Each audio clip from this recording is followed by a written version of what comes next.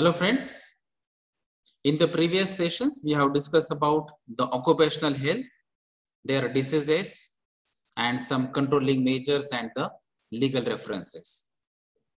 In that again we have discussed more in detail regarding the noise as a notifiable disease, what are their sources, effects and controlling methods about the noise and vibrations.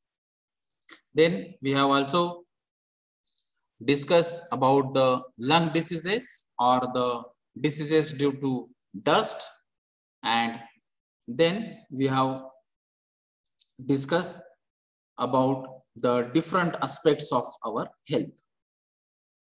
So in the current situation also, we are also thinking about our health and our family members' health, and for that purpose we must know the concept like biological monitoring.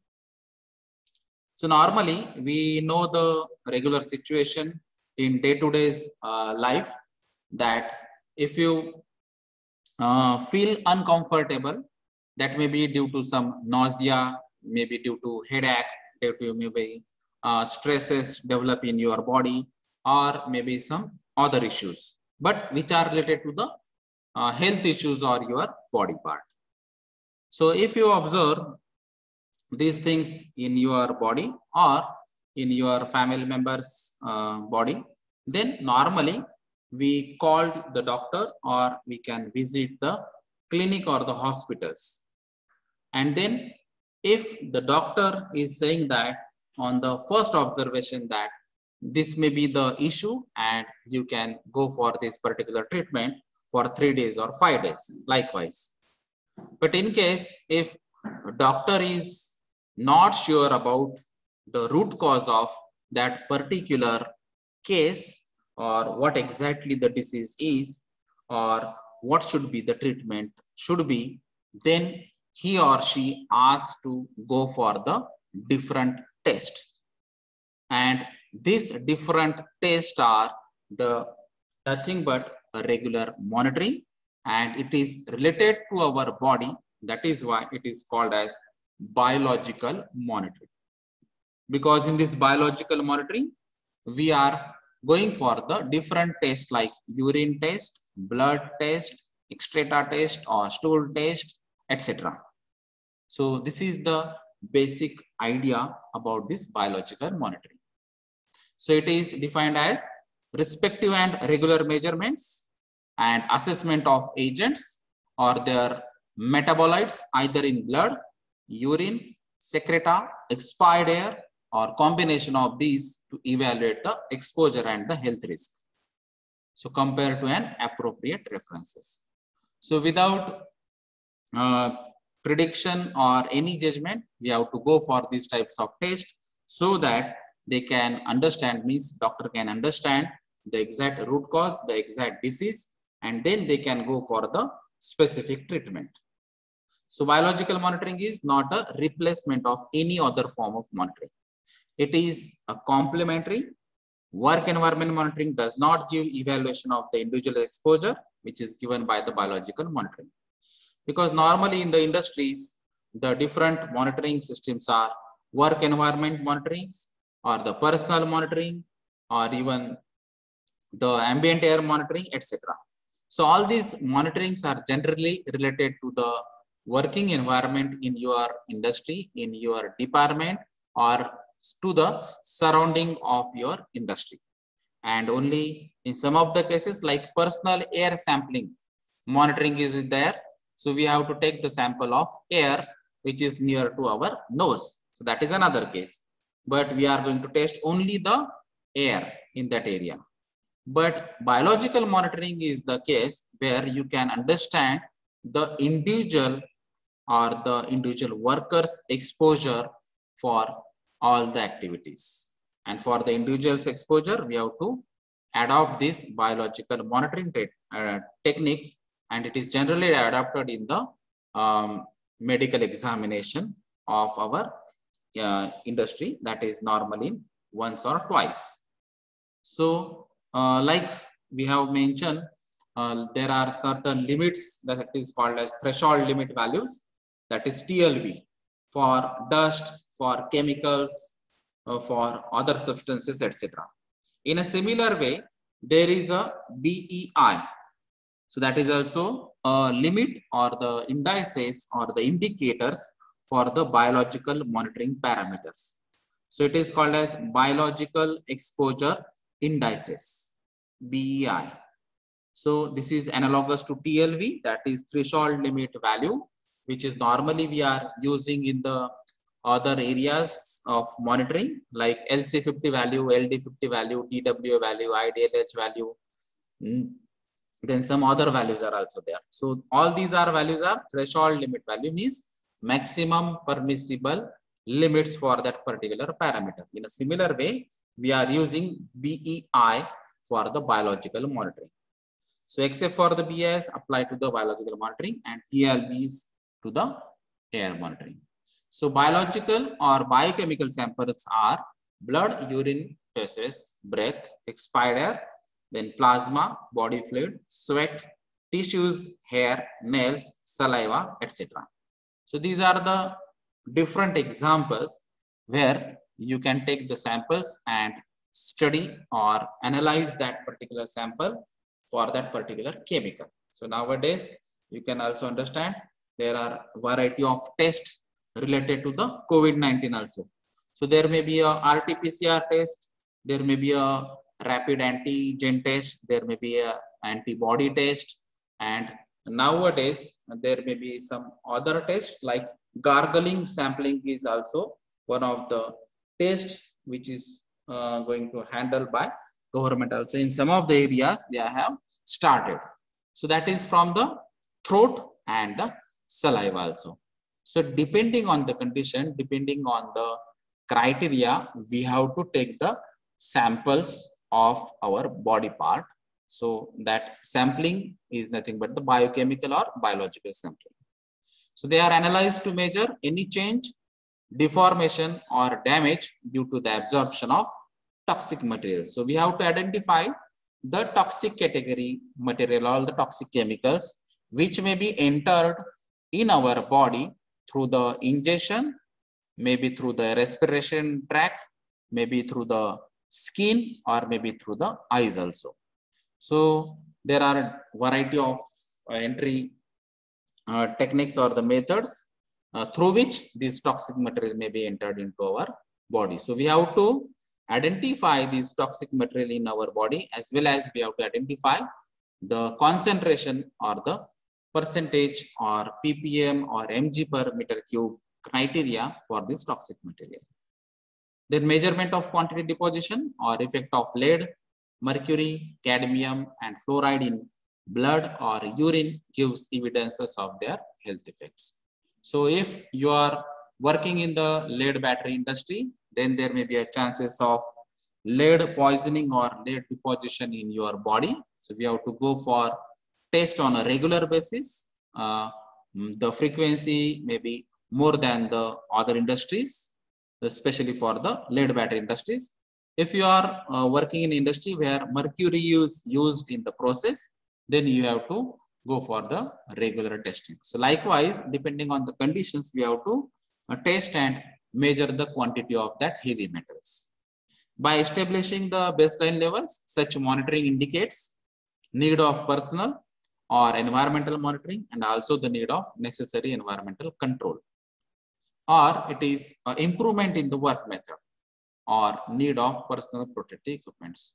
So again, that depends on the conditions. So what are the levels of these toxic levels? What are the exposure time? Then the time or the duration of that exposure of that individual person for that area, and what are the chances. So with respect to that, we have to monitor all these things. Then we have to go for the biological sampling and testing, and we have to decide the frequency of this testing or the collecting the samples. Then biological analysis can be performed in a various way. The mainly is direct biological monitoring, and second one is indirect biological monitoring. So for unchanged substance in body fluids and tissues, for example, Pb, plebum, that is nothing but lead, Hg is nothing but the mercury, AS nothing but the arsenic, then acetone, MEK, phenol, styrene, etc. So these are some of the chemicals which are unchanged substances. So in the body also, in the body fluids also, in the tissues also, even they have penetrated or entered into your body, they are not going to change. So that substances and that monitoring method is called as direct biological monitoring method. So for the change substance, so if the substances are having the characteristics that after entering into your body or into your tissues or into body fluids, if their characteristics are changed, then it is called as changed substance. So that is metabolite. So example is phenol formed in urine due to the exposure of benzene. Means the exposure of chemical is benzene. But this benzene, when it is mixed with the body fluid, and then it is going to convert into the phenol. So in the urine, we found phenol instead of benzene. So this is the example where we called it as changed substance. And for this monitoring, we have to use the indirect biological monitoring. So we are not directly detecting the benzene, we are detecting the phenol, which is the derivative of the benzene. In a similar way, the other example is aniline or phenol and some acid which is formed in the urine due to the exposure of the toluene.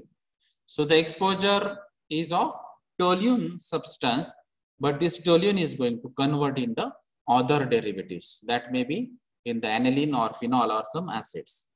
So again, this is the another example of indirect biological monitoring. So for the changed level of enzyme or other biochemical substances present in the body fluids or tissues, this is the third method, that is the depression is the example, depression of cholinesterase activity in red cells due to the exposure to the organophosphorus.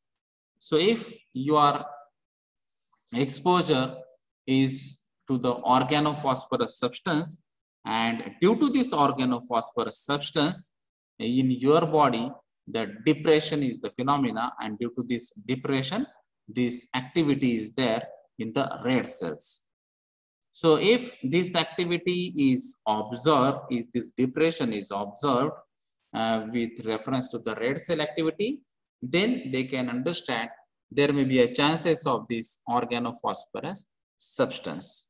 So this is the third biological analysis method.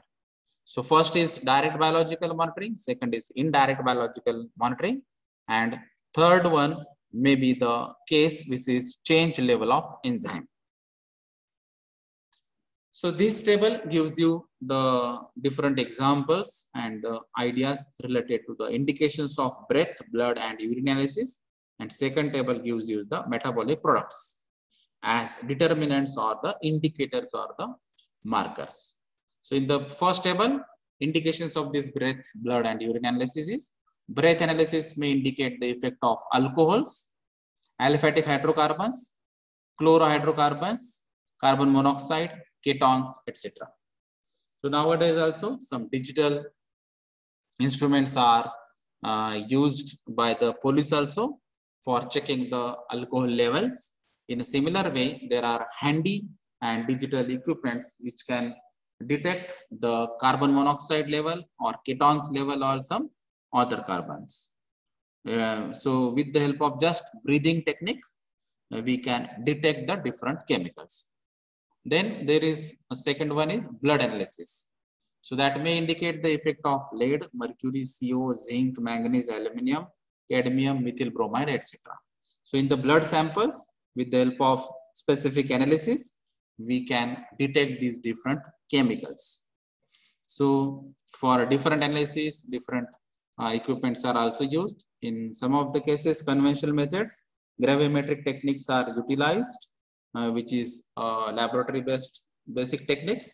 And then we have to use gas chromatography or HPLC, that is high performance liquid chromatography, spectrophotometry, etc. These are the different equipments which can be utilized for the different blood or urine analysis. Then urine analysis may indicate the most of the toxic metals, gases, compounds like mercury, nickel, zinc, cobalt, then thallium, vanadium, then arsen, stabine, benzene, HCN, HF, HBr, aniline, nitrobenzene, acrylonitrile, fluoride, then parathion, etc. So these are the breath indicators, blood indicators, and urine indicators where sampling and analysis can be done. And this second table gives you the idea regarding the metabolic products. So these are the determinants or the indicators. That is product in urine. For example, phenol. So this indicates the presence of phenol directly or benzene reacted with the body fluid, and then it is going to convert into phenol. In a similar way, aniline is maybe present in the body, and with the body fluid, they are reacted and then it forms into the phenol. So phenol percentage is there in your urine. It indicates maybe there is a phenol, maybe there is a benzene, or maybe there is a aniline. So likewise, the different products like TTCA indicators, the CS2 may be present. For formic acid, methanol may be present. For thiocyanate, there may be a cyanate or nitriles. For the hippuric acid, there may be a toluene, styrene, ethyl benzene. For the methyl hippuric acids, there may be a xylene. And likewise, for other chemicals like trichloroacetic acid, paranitrophenol, 2,5-hexanedione or para-aminophenol, there may be a chances of parathion, N-hexane or aniline respectively. So these are the different metabolic products finds in analysis, and these are the different indicators or the determinants. Then this is the table where you can understand the BEI concept, that is biological exposure indices. So this is adopted at this particular level. So for example, the acetone is the substance which found in urine, and at the end of shift, the maximum BEI level is 50 mg per liter.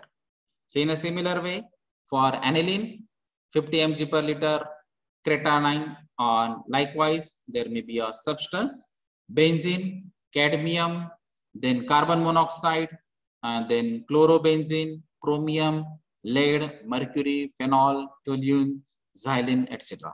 So all these chemicals are generally utilized in the different industries for the different processes and for various purposes, and that is why these are the examples which is indicated in this table with respect to BEI, that is biological exposure indices.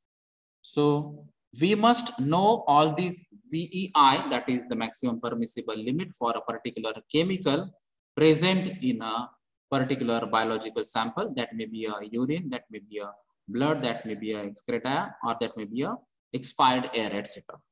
So we must know the importance of these biological indicators as far as the occupational health is concerned. Thank you.